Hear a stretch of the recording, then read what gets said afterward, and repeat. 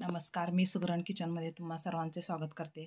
आज आपण शरीराला ऊर्जा देणारे भरपूर विटॅमिन, कॅल्शियम, आयर्न युक्त असे भरपूर भाज्या वापरून पालक छेला कसे करतात ते पाहणार आहोत।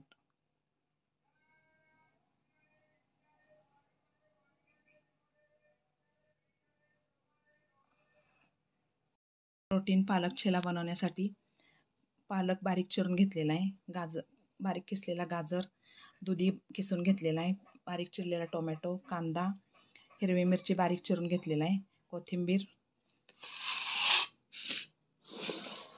छेलाला बाइंडिंग पालक छेलेला बाइंडिंग चांगले येण्यासाठी बेसन घेतलेला आहे, तांदळाचं पीठ आणि बारीक सोजी घेतलेला आहे।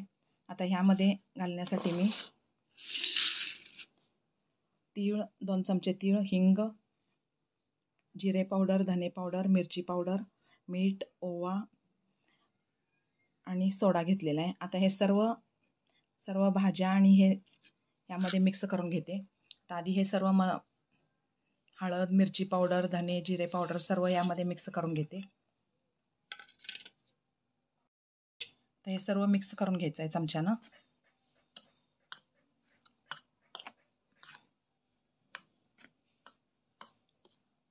मिक्स झालेला आहे। आता ह्यामध्ये सर्व भाज्या आपण घालूयात।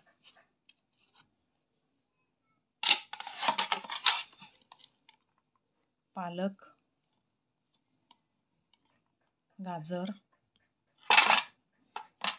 दुधी, बारीक चिरलेला टोमॅटो, कांदा, कोथिंबीर, बारीक चिरलेली हिरवी मिरची।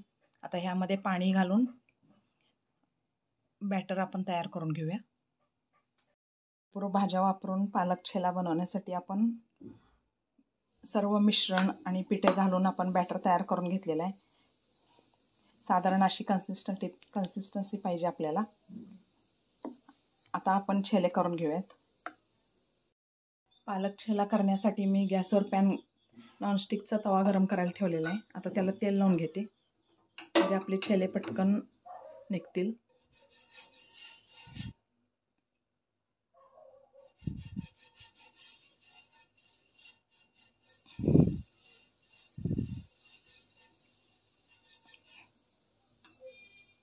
सर्व बाजूंनी तेल लावून घेतलेलं आहे। तर ह्या तव्यामध्ये मी छेला घालून घेते।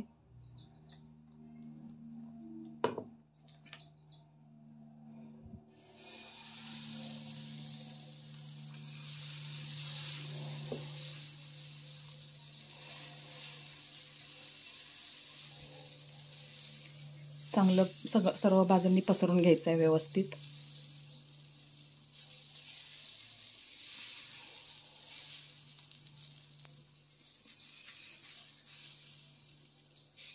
आणि बाजूला तेल सोडून घ्यायचं आहे, म्हणजे आपला छेला पटकन निघेल।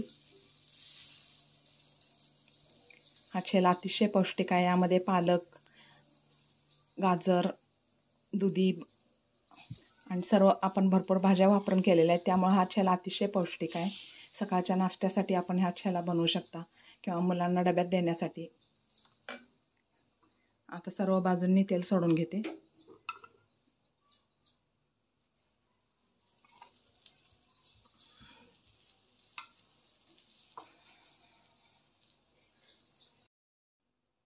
पालक छेला एका बाजूनी चांगला भाजलेला आहे। आता मी हे उलटून घेते।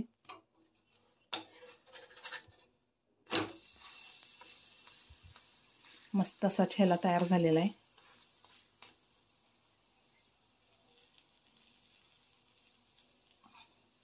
दोन्ही बाजूंनी चांगला भाजलेला आहे।